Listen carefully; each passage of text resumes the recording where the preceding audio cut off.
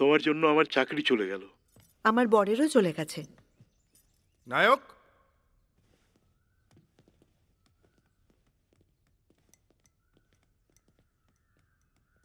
জগৎপতির বাড়ি তুমি বোম দিয়ে উড়িয়ে দিলে? পুরো শহরে কথাটা রটে গেছে।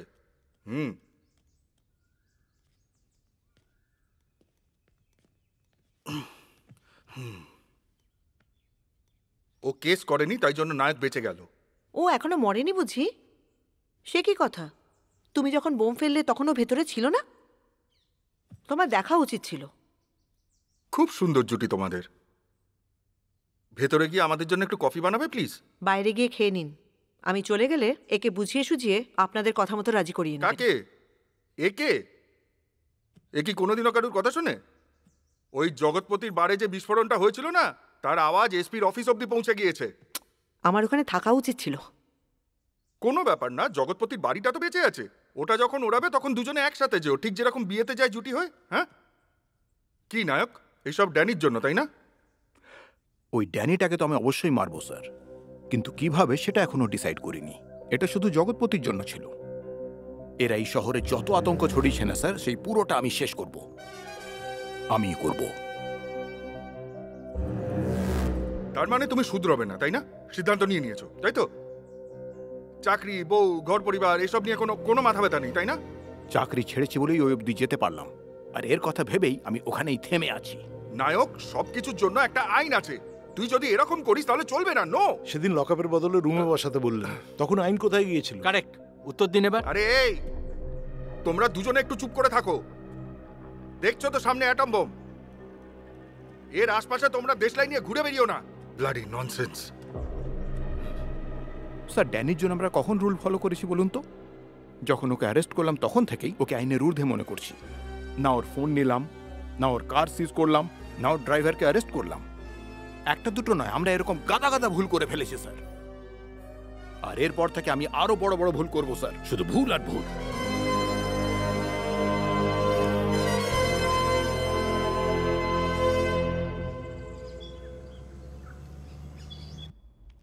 ওই জগৎপতি প্রথম দিকে খোঁচাচ্ছিল, এখন নিজেই ভয় পাচ্ছে। আপনি ভালো রকম ফেঁসে গেছেন বাবু, বরং দূরে কোথাও চলে যাই। যদি যাই তাহলে ও ভাববে ভয় পেয়ে পালিয়ে গেছি, আর যদি ওর কিছু ক্ষতি করতে পারি তাহলে ও কম্প্রোমাইজ করলেও চলবে। হ্যাঁ, এরা এখানে সব কি করছে? ভয় পাবি না, ভয় করলে বাইরে বেরোস না। অফিসার, মদ চাই নাকি? সে তো আগেই জমা করে নিয়েছো, এখন শুধু বাংলা আছে, চেক করার হলে করে নাও। এই গাড়িটাকে সিজ করে ড্রাইভারকে কাস্টাডিতে নাও। এই নতুন কেস খাইয়েছিস না, নাকি? পুরনোটাই। যেই গাড়িতে মদের বোতল পাওয়া গেছিল সেই গাড়ি আর ড্রাইভার দুটোকেই ছাড়া যাবে না। এই একদম বাড়াবাড়ি করিস না। এসব আপনারা কি করছেন স্যার? কিছু একটা করে এই কেসটাকে বন্ধ করুন। নিয়ে যাও, নিয়ে যাও, নিয়ে যাও, নিয়ে চলে। এই ভোলা, একদম ভয় পাবি না। ভয় তো এবার তুই পাবি, তুই শুধু দেখতে থাক আমরা তোর সাথে আর কি কি করি।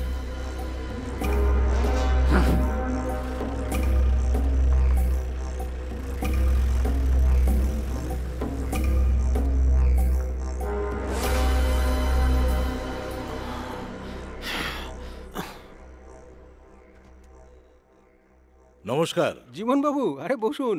কতদিন পরে এলেন, বলুন কি খাবেন? চা, কফি? আসলে আমার কিছু ডাউটস আছে, সেগুলো ক্লিয়ার করতে এসেছি। শিওর, বলুন না। আদিবাসী এলাকা থেকে যদি কেউ কিছু কিনতে চায় তাহলে তাকে আদিবাসী হতে হবে। আর যদি সে না হয়? লাইসেন্স থাকতে হবে। আর যদি দুটোই না থাকে সেক্ষেত্রে কি হবে? সেটা স্মাগলিং এর আওতায় পড়ে।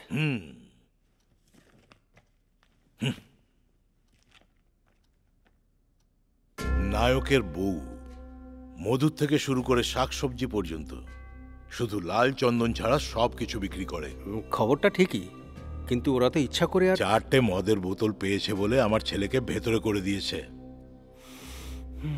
এদের তো হাত কড়া পড়ানো উচিত।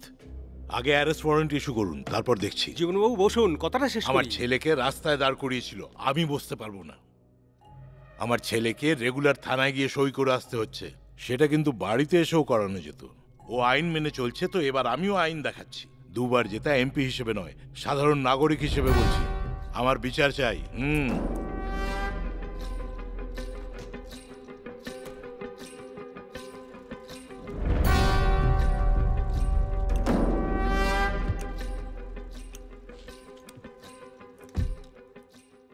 আইন মেনে যা করার ওরা করবে, বেআইনি ভাবে যা করার তুই কর।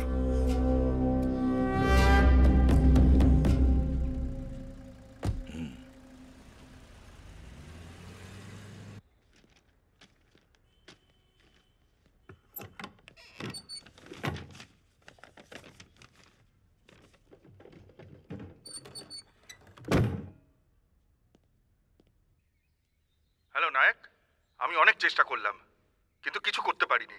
এসপির অফিস থেকে শুভ্রার নামে অ্যারেস্ট ওয়ারেন্ট বেরিয়ে গেছে। আমার মনে হয় তুমি কোথাও চলে গেলে ভালো করবে। শুভ্রাকেও সাথে নিয়ে যেও।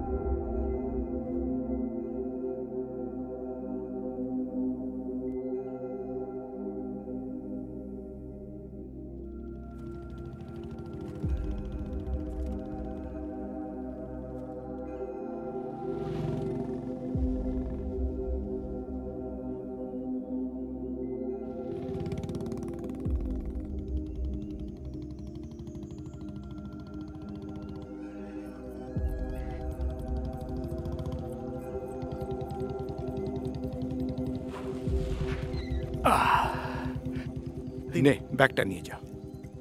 কাকাবাবু কেমন আছেন? এ শুভ্রা দিদি কেমন একে আছেন? বোধহয় আগে দেখেন। নমস্কার। আচ্ছা শোনো, কেমন আছো মা? কাকাবাবু এখানেই সবাইকে পড়াশোনা করিয়েছেন, আমাকে বাঁচতেও শিখিয়েছেন। প্রণাম নেবেন। নমস্কার। ঘর পরিষ্কার তো? হ্যাঁ বাবা।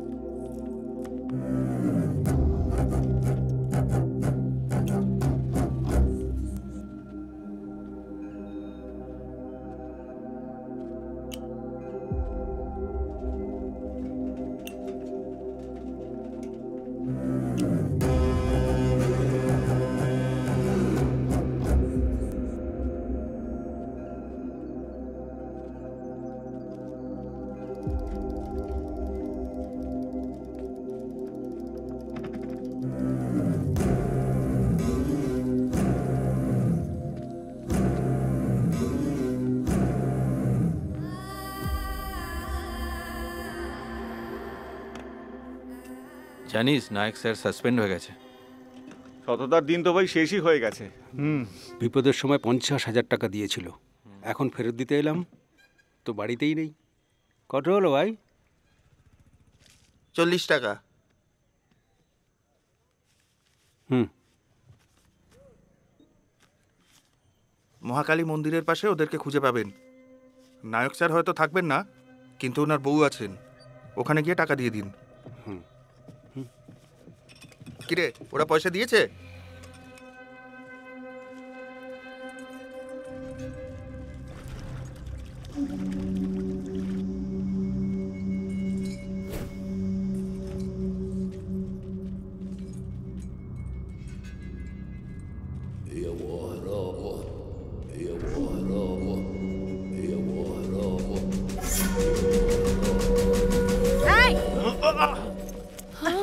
কি হলো মা? নায়ক